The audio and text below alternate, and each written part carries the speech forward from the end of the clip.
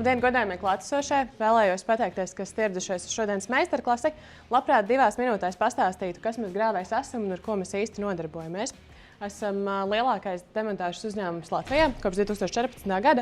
Pazīstami kā SIA demontāžas, tomēr 2025. gadā nomainījām nosaukumu uz grāvējs. Esam ne tikai lielākais ēku demontāžas uzņēmums Latvijā, bet arī tehnoloģiski spēcīgākais. Demontāžā izmantojam broku nojaukšanas robotus.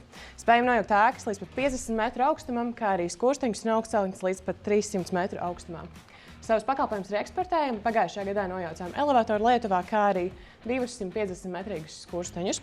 Vidēji gada laikā apsaimniekojam un pārstrādājam 90 000 tonnas būvgružu, no kurām 50 000 pārstrādājam patstāvīgi, tomēr pārējo nododam sadarbības partneriem.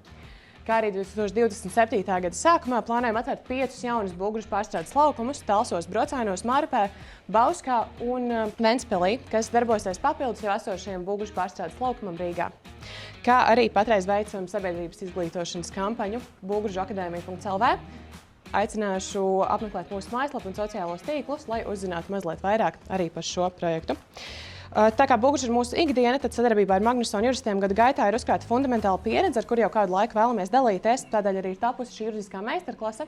Un labprāt nodošu vārdu kolēģiem no Magnusoni Matīsam Rostokam. Labdien! Esiet sveicināti seminārā Būvgružu dzīves cikls administratīvajā procesā. Kā norādīja grāvējs, pēdējo 5-6 gadu laikā aktīvi strādājam ar atkritumu apsaimniekošanu, vides tiesībām. Šajā laikā ir iegūta pieredze, ir izieti juridiski džungļi, risinot klientu jautājumus.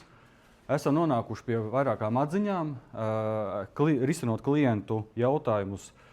Esam par atsevišķiem jautājumiem ne tikai sākot no iestādes, esam arī nonākuši augstākajā tiesā senātā. Par senāta spriedumiem un par tajos minēto norādīsim semināra gaitā.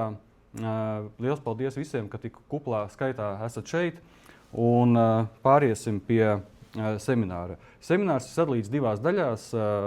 Pirmā daļa varbūt būs īsāka, vienkāršāka un varbūt bez aktīvas iesaistes un diskusijas.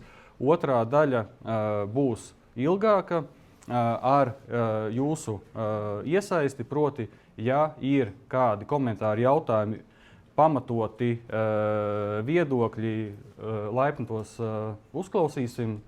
Un ceru, ka šīs aptuveni 2 stundas jums dos gan praktisku, gan arī, protams, tiesisku ieskatu attiecībā uz to, kur mēs esam attiecībā uz administratīvo procesu atkritumu apsaimniekošanā, un jo sevišķi ar uzsvaru uz būvgružiem. Un semināra tēmas aktualitāte citu starp pamato tas, ka saskaņā ar atkritumu apsaimniekošanas valsts plānu nebīstamo būvniecības atkritumu daudzums 2035. gadā sasniegs vairāk kā 350 000 tonnas, no kuriem saskaņā ar plānu 57% plānots pārstrādāt. Attiecībā uz būvniecības atkritumu jeb būvgružu apsaimniekošanu jāuzsver, kā attiecībā uz jebkuru citu atkritumu apsaimniekošanas jomu ir jāievēro tiesību aktos noteiktā atkrituma apsaimniekošanas hierarhija. Šīs hierarhijas mugurkauls meklējams Eiropas Savienības direktīvā par atkritumiem, kas noteic slaidā norādīto hierarhiju, kuras prioritāšu augšgalā ir atkritumu rašanās novēršana, atkārtota izmantošana un pārstrāde.